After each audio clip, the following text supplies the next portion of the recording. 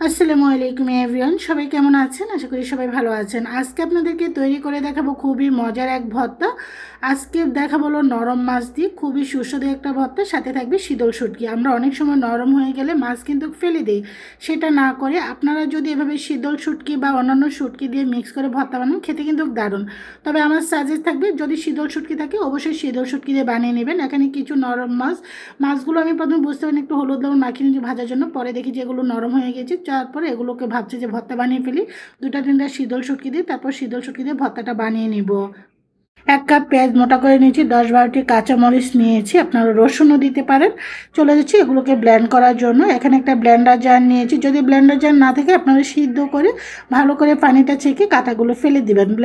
Blender জারে নরম মাছ এবং শীতল শুটকি একটু পানি দিয়ে দেখুন ব্লেন্ড করে নিয়েছি, এতে করে পুরো মিহি হয়ে যায়। যদি ব্লেন্ডার জার থাকে আপনারা এই কাজটা করে নেবেন, খুবই সহজ হয়ে যায়। কাঁটা টাটা যা আছে সব একদম মিহি হয়ে যাবে। চলে যাচ্ছি এখন রেসিপিটা তৈরি করার জন্য। চুলা ফ্রাইং প্যানের মধ্যে সয়াবিন তেল দিয়েছি, যারা সরষের তেল খাবেন সরষের তেল দিবেন। এখানে আমি পেঁয়াজগুলো দিয়ে দিচ্ছি, পেঁয়াজগুলো মোটা মোটা করে কেটেছি, এখানে 1 কাপ দিয়েছি। এই ধরনের ভর্তাগুলোর মধ্যে কিন্তু পেঁয়াজের পরিমাণটা বেশি দিলে খেতে ভালো লাগে, চাইলে রসুনও দিতে পারেন। পেঁয়াজটাকে আমি জাস্ট একটু নরম করে ভেজে নেব, কোনো গোল্ডেন কালার করব না, একটু নরম করে জাস্ট ভেজে নিয়েছি। আবারও বলছি পেঁয়াজের পরিমাণটা একটু বেশি দিবেন। এখন আমি সেই ব্লেন্ডিং করে রাখা জিনিসটা দিয়ে একটু ব্লেন্ডার জারটা একটু ধুয়ে দিয়েছি পানি। 1-1.5 চামচ লাল মরিচ গুঁড়ো, 1 চামচ হলুদের গুঁড়ো, স্বাদ অনুযায়ী লবণ, এখানে 1 চামচ আদা বাটা, 1 চামচ রসুন বাটা দিয়েছি। তা আপনারা রসুন বাটা যদি না আছেন, রসুন আপনারা কুচানোও দিতে পারেন, আস্ত রসুন কুয়ো দিতে পারেন। এখন ভালো করে একটু পানি দিয়ে এখন ভালো করে এটাকে আমি কষিয়ে নিচ্ছি। এই যে দেখুন চুলাটাকে মিডিয়াম টু হাই ফ্লেমে রেখে করছি।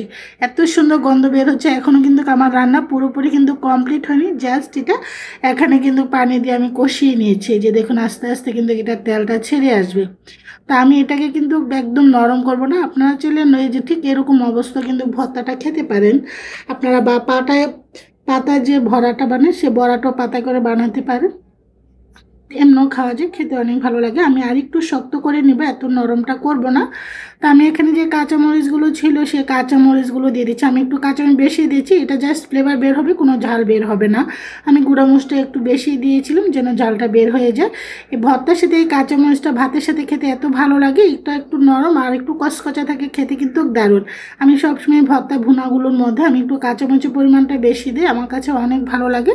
যখন গরম ভাতের সাথে খাবেন এত মজা। এটা আপনারা চাইলে দিয়েও খেতে পারেন, যে আমরা চিতই পিঠা বানাই বা আমরা চিত পিঠা বানাই, তারপর নোয়াখালী সে বিখ্যাত খোলা জালি পিঠে, এগুলো দিয়ে খেতে পারেন। ভর্তাটা কিন্তু আস্তে আস্তে ঘন হয়ে আসছে, একটু শক্ত করে নিয়েছি। যে দেখুন কালারটা এত সুন্দর আসছে, আলহামদুলিল্লাহ। এখন চলে যাচ্ছি সার্ভ করার জন্য। আমার কিন্তু নরম মাছ এবং শীতল শুটকি দিয়ে লোভনীয় ভর্তাটা হয়ে গিয়েছে। এখন একটা সার্ভিং প্লেটে সার্ভ করে নিয়েছি। আলহামদুলিল্লাহ এত মজা হয়েছে, আপনারাও ট্রাই করতে পারেন, না ফেলে দিয়ে এভাবে ভর্তা বানানো। সবাই ভালো থাকেন, আল্লাহ হাফিজ।